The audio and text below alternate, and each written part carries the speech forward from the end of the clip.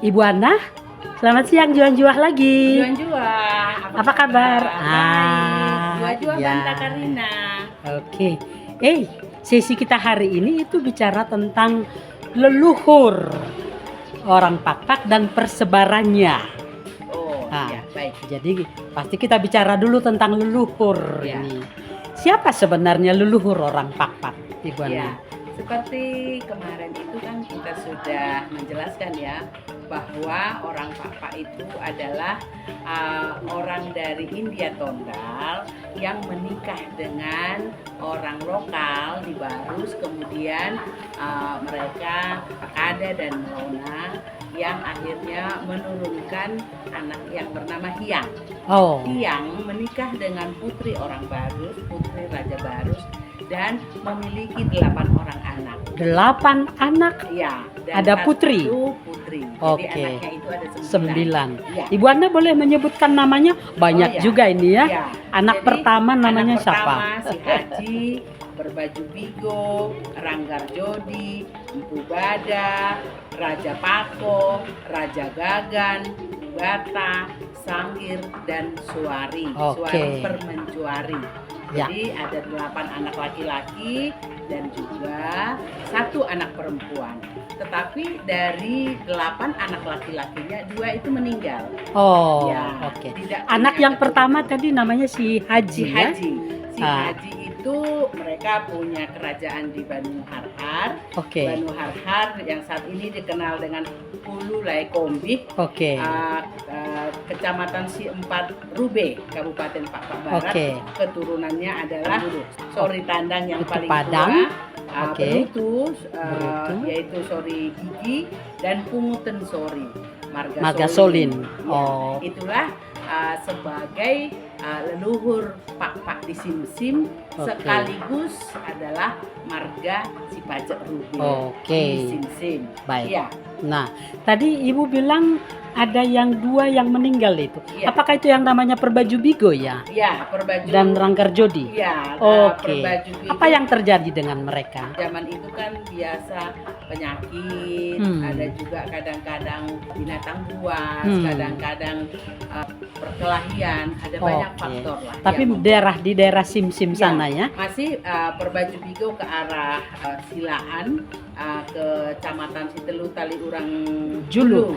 ya. Kemudian Ranggar Jodi pergi ke utara membentuk kerajaan di Buku Tinambun dengan nama kerajaan Jodi Buah Leuh, dan Nantapu Mas saat ini masuk ke dalam kerajaan Kecamatan Sitelu Taliurang Jehe Pakpak Barat.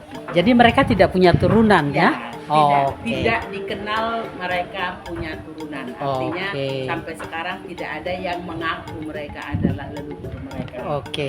Ya. Lalu yang keempat tadi Empu Bada. Empu Bada. Wow, siapa aja mereka ini ya? Empu Bada ini adalah kalau dibilang sekarang mereka ada di Klasen ya.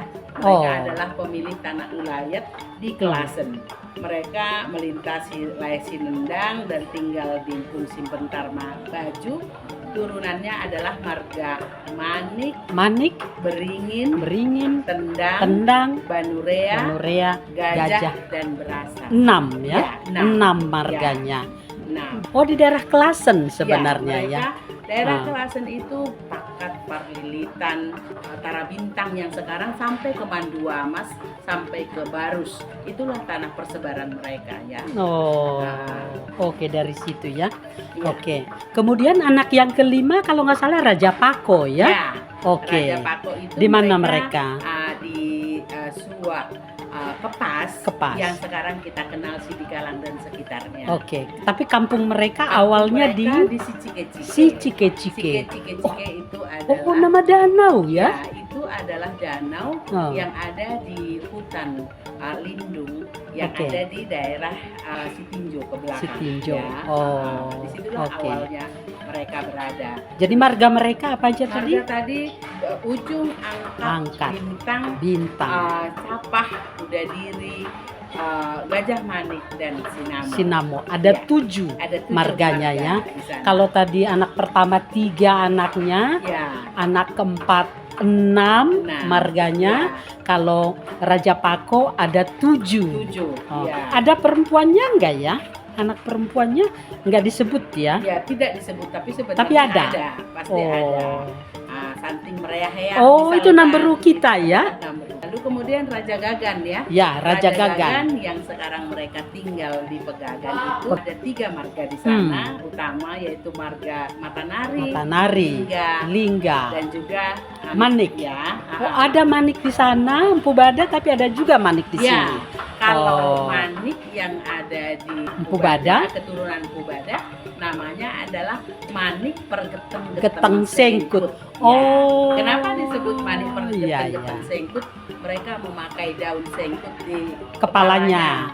Gitu. Oke. Jadi dipakai seperti topi, disebut mergeteng-geteng. Jadi Oh. disebut Manik Pergeteng-geteng Sengkut. Ya. Oke. Nah, kemudian anak ketujuhnya siapa namanya Ibu Ana? Namanya Ya. Bata. Oke. Bata ini memiliki 1 orang putri. Putri. Kemudian putrinya itu menikah dengan Tuan Nakoda Raja dari Toba ya. Yang akhirnya Tuan Nakoda Raja ini menurunkan marga Tumangger, Maharaja, Turuten, Pinayungan, dan Anak Ampun yang kemudian disebut Si Enem Koden. Ya. Oh, mereka di daerah mana itu ya? Di daerah Klasen. Juga. Karena pada suatu ketika marga Berasa kemudian memberikan sebagian tanah wilayah mereka kepada Si Enem Koden. Oh gitu. Ya. Jadi Berasa yang memberikan tanah kepada Si Enem Koden. Jadi dia Rading Beru ya? Bukan Rading Beru ya. Jadi artinya Rading Beru ni Berasa.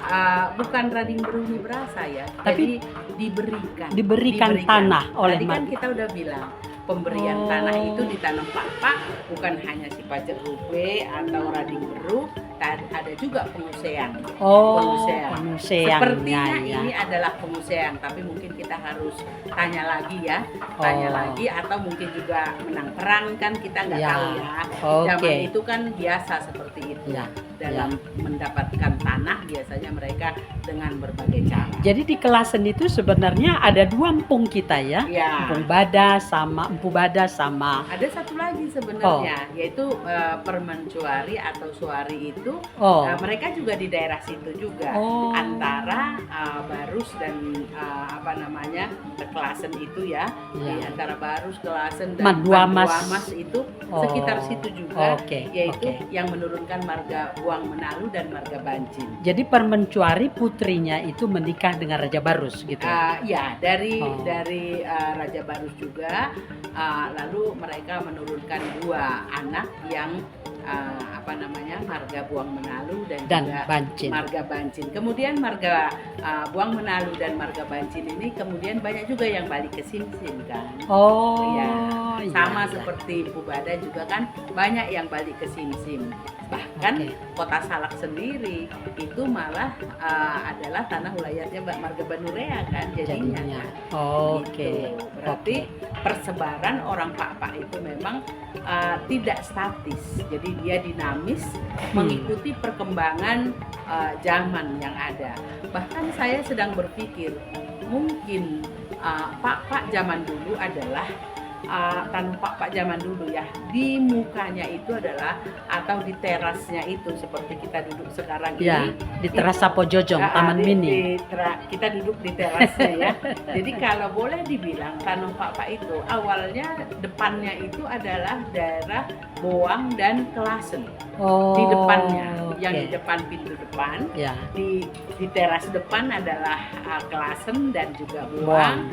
Lalu di tengah-tengah adalah Simsim. Di belakang, halaman belakang itu Kepas dan Pegagan. Seperti itu.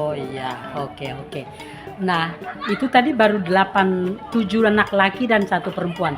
Yang satu lagi yang anak ke-8 kalau tidak salah. Anak Raja Gagan ya. Sanggir, Sanggir itu. Kemudian yang menurunkan marga-marga yang ada di Aceh ya. Kita sebut sekarang dia Nangro Aceh Darussalam ya, yaitu Aceh Aceh Singkil ya. Di Aceh Singkil sekitarnya itu. Dan Sabulu Salam. kita sebut dengan Pak Boang. Pak Pak Boang ini marganya Ya. yang ada di dalam ini kita, tulisan kita adalah marga Meka, marga Mungkur, marga Sambo, marga Saran, dan marga-marga lain yang kemudian banyak datang ke Kepas, ke Simsim sebagai running beru. Sehingga perkawinan antara orang Pak Pegagan dengan Pak Kepas dengan itu biasa terjadi. Dan marga-marga itu kemudian ada di Tanah Papa. Jadi ada marga angkat misalkan di Aceh juga, di Boang juga banyak misalkan gitu ya. Marga lain juga banyak percampuran yang terjadi di sana. Kembali kepada topik kita tanah persebarannya. Ya. Jadi itu kan mereka sudah menyebar juga keluar tanah leluhur mereka ya, yang sudah merantau. Ya. Meskipun merantau, tapi mereka tetap masih punya tanah leluhur juga di sana, masih ya. Sampai sekarang tanah gimana? ulayat itu tetap aja di 5 tanah ulayat besar tetap ya. Tetap ya. Oke. Tetapi kemudian kan kita tadi sudah katakan tanah ulayat itu sangat berkaitan dengan marga.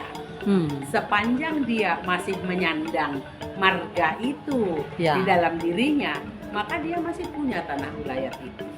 Oh gitu. Makanya jangan jual margamu ya.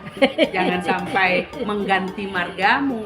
Iya. Karena kalau sampai menjual dan mengganti marga, nanti kamu tidak punya tanah ulayat. Sayang kan?